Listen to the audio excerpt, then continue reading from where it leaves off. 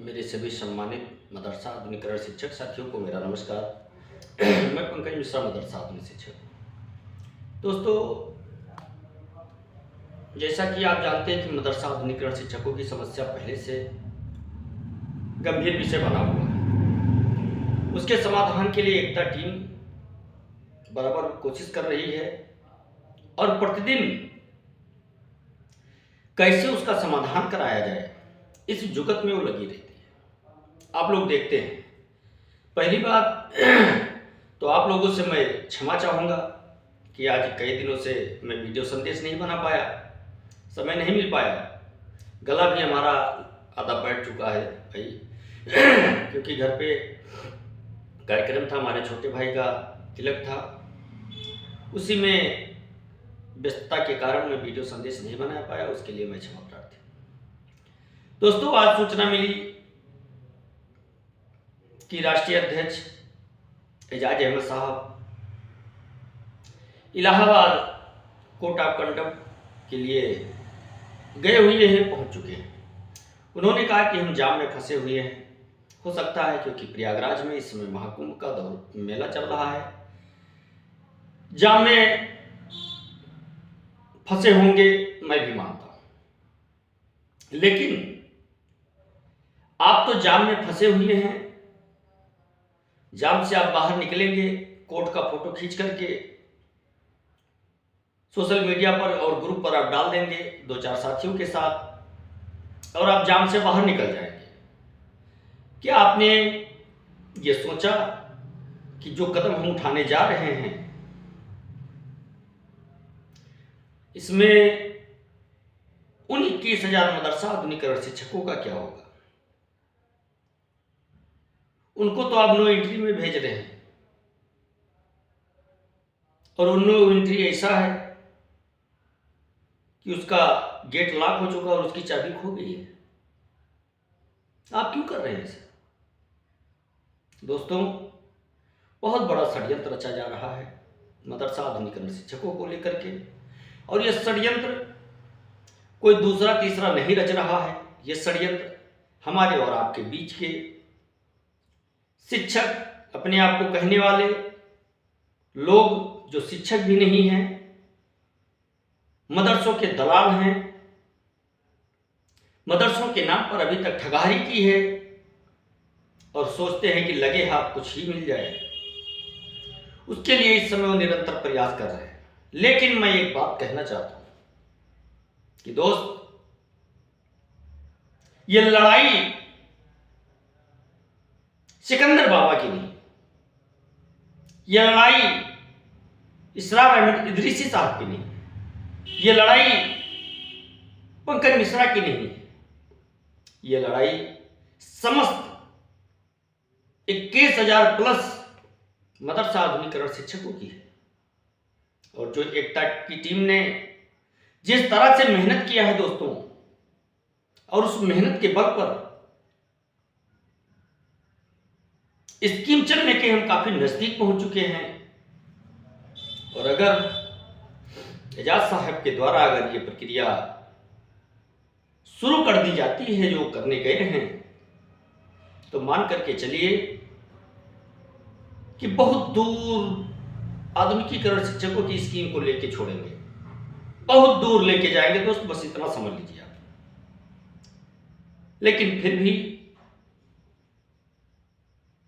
इस मक्कार के अंधभक्ति में कुछ शिक्षक ऐसे लगे हुए हैं जैसे कांच में दाद हो जाता है, ठीक वो दाद की तरह है। मेरे भाई,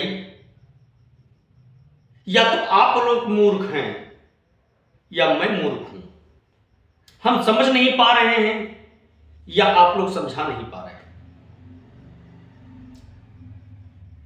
मैं बहुत चिल्लाया हूं, बहुत बार बताया हूं, और मैंने कई उदाहरण भी दिया है कि मुकदमे के दौरान कोर्ट ऑफ कंडक्ट नहीं बनता है मेरे भाई।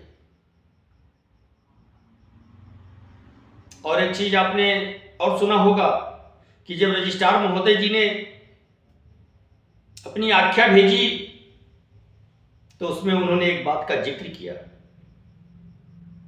उस बात को शायद आप लोगों ने ध्यान न दिया हो, इसलिए आप लोग उस मुकदमे की पैरोकारी के पक्ष में हैं। उन्होंने साफ साफ कहा था बाकायदा कोर्ट में कि स्कीम को लेकर के हमारी सरकार अभी स्वतंत्र नहीं है। और स्वतंत्र क्यों नहीं है, ये जानने का आप लोगों ने प्रयास नहीं किया, क्योंकि कहीं ना कहीं कोर्ट हम लोगों के आड़े आ रहा है। बहाना मिल रहा है सरकार को बहाने चाहिए। और सरकार के कुछ लोगों से मिलकर के और हमारे राष्ट्रीय अध्यक्ष साहब जो इन मदरसा आधुनिकीकरण शिक्षकों की लाश पे जो कफन चढ़ा हुआ है, अगर उनको मौका मिले तो कफन भी वो चुरा लेंगे। ऐसे दलाल मक्कार इस योजना को बर्बाद करने में और सरकार को बहाना देने में कोई कसर नहीं छोड़ना चाहते मेरे भाई। लेकिन एक चीज जान लीजिए कि इन बेबस और लाचार मदरसा आधुनिकीकरण शिक्षकों की आह इतनी बुरी लगेगी कि जो मदरसा आधुनिकीकरण शिक्षकों की तरक्की में बाधा बनेगा, उसका हश्र क्या होगा शायद उसको मालूम नहीं है। और जब मालूम चलेगा तब तक उसके हाथ से सारी चीजें निकल चुकी होंगी। बड़ी बड़ी दुहाई देने वाले कहां हैं? पंकज मिश्रा को कोसने वाले कहां हैं? क्या कर रहे हैं? जब मैं बोलता हूं तो लोग कहते हैं तुम एक दूसरे पर कटाक्ष कर रहे हो। मैं कटाक्ष नहीं कर रहा हूं मेरे भाई, मैं सच्चाई बताने का प्रयास कर रहा हूं, लेकिन आप समझने को तैयार नहीं है। अभी 2-3 दिन पहले हमारी टीम मंत्री जी से मुलाकात करती है। 3-4 दिन हुआ होगा अभी, और मंत्री जी से मुलाकात के बाद आंसू बहाती है और अपना दामन फैला करके भीख स्वरूप इस योजना को मांगती है। और मंत्री जी ने कहा कि दामन फैलाने की आवश्यकता नहीं है, क्योंकि आप लोगों का काम हो रहा है। लेकिन संकेतों में उन्होंने कहा कि कुछ रुकावटें हो रही हैं, उस रुकावटों को दूर करने का भी प्रयास किया जा रहा है। मेरे भाई, अब आप न समझ पाए तो मंत्री महोदय अपनी जान देने के लिए नहीं आएंगे। और सरकार को बहाना चाहिए। सरकार बहाने ढूंढ रही है और हमारे शिक्षक नेता सरकार को थाली में परोस के वो बहाना पकड़ा देती है कि लीजिए खाइए, बहाना मैंने ले आया आपके लिए, मुझे कुछ टुकड़े भेज दीजिए जिससे हम भी अपना पेट पाल सके। शर्म आनी चाहिए ऐसे शिक्षक नेता को, और शर्म आनी चाहिए उन चाटुकार लोगों को जो गलत कामों के लिए उसकी मदद कर रहे हैं। कई मदरसे चलवा रहा है वो एडेड मदरसों के लिए काम कर रहा है मेरे भाई। आप लोग समझ नहीं पा रहे हो। उसका मकसद है कि किसी तरह से इसको पेंडिंग कर दिया जाए और सरकार से मांग किया जाए कि जो एडेड मदरसे हैं उसमें आधुनिकीकरण शिक्षकों की भर्ती निकाली जाए और उन शिक्षकों के भर्ती में घोटाला करके हम अपनी बिल्डिंग बनवाएं। ये उसकी सोच है। आप लोग समझने का प्रयास नहीं कर पा रहे हो। इन आधुनिकीकरण शिक्षकों का मामला पेंडिंग करके 560 एडेड मदरसों के लिए वो पैर भी कर रहा है मेरे भाई कि 560 मदरसों में आधुनिकीकरण शिक्षकों की नए शर्त के साथ भर्ती होनी चाहिए। और जब नई भर्ती सरकार मानेगी उसमें उसका जादू चलेगा, अधिकारियों से साठगांठ करेगा और नौकरी के नाम पर 15 से 20 लाख रुपए में वो सौदा करेगा। और उस सौदा 50-50 पर चलेगा मेरे भाई। क्यों आप नहीं समझना चाह रहे हैं? आपको मैं समझाने का प्रयास कर रहा हूं, या तो मैं मूर्ख हो गया हूं आपको समझाते समझाते, या आप समझने का प्रयास नहीं कर रहे हैं। क्यों झूठ की बुनियाद पे आप दीवार खड़ा करना चाहते हो मेरे भाई? वो भरभरा के गिर जाएगी, फिर आप पछताओगे कि मेरा पैसा भी खर्च हो गया और मेरी दीवार भी नहीं खड़ी हो पाई। किस भाषा में हम आप लोगों को समझाएं? जिस भाषा में मैं समझाना चाह रहा हूं उस भाषा में आप समझना नहीं चाह रहे मेरे भाई। केवल अपना नहीं नुकसान कर रहे हो, सबसे ज्यादा नुकसान तो उनका हो रहा है जो इस योजना के इंतजार में अपना सब कुछ गंवा चुके हैं और अपने परिवार को पीछे छोड़ के और अपना स्वर्गवासी हो गए। उनका परिवार टकटकी लगा करके देख रहा है कि क्या तमाशा हो रहा है मेरे भाई, और वो परिवार सोच रहा होगा और अल्लाह से, अपने भगवान से दुआ करता होगा कि इस राह में रोड़ा पड़ने वालों को कभी बख्शना मत। इतना सब कुछ होने के बावजूद उसी राह पर चलने के लिए तुम बेबस हो, पैसों के आगे बेबस हो गए हो। कुछ नेता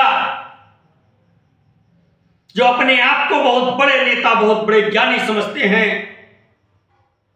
इन शिक्षकों के चमड़ी के ऊपर जो बाल बचे हैं, उसकी जड़ जो बची है उसको भी निकालने में लगे हुए हैं कि उसको निकालेंगे, अगली साल ठंडी आएगी, उसका कंबल बना करके और हम चैन की नींद सोएंगे। लेकिन ऐसा नहीं होगा। एकता की टीम पोल खोलती रहेगी और संघर्ष करती रहेगी। एकता की टीम ने ठाना है इस स्कीम को सरकार से चलवाना है मेरे भाई, और एकता की टीम अपने बदले हुए रणनीति के साथ आगे बढ़ रही है। और ये बहुत जल्द हम लोगों को खुशखबरी मिलेगी मेरे भाई। लेकिन एक तरफ एजाज साहब कहते हैं कि आप लोगों को 7 से 11 लाख रुपए मिलने वाला है, इसी महीने में मिलेगा। एक तरफ आप कोर्ट ऑफ कंडक्ट करने जा रहे हो मेरे भाई, कहां से मिलेगा? जब मिलने वाला है तो आप क्यों कोर्ट ऑफ कंडक्ट करने जा रहे हो? कैसी मजबूरी आपकी आ गई? अगर आपको पैसे की आवश्यकता ही है तो दिलाओ इन शिक्षकों को पैसा जो इनका बकाया है, और जब शिक्षक पैसा पा जाएगा तो जो आप दलाली, मक्कारी, बेईमानी करके पैसा वसूलना चाहते हो वो खुशी खुशी आपको नजराना देगा, यह मैं दावा करता हूं।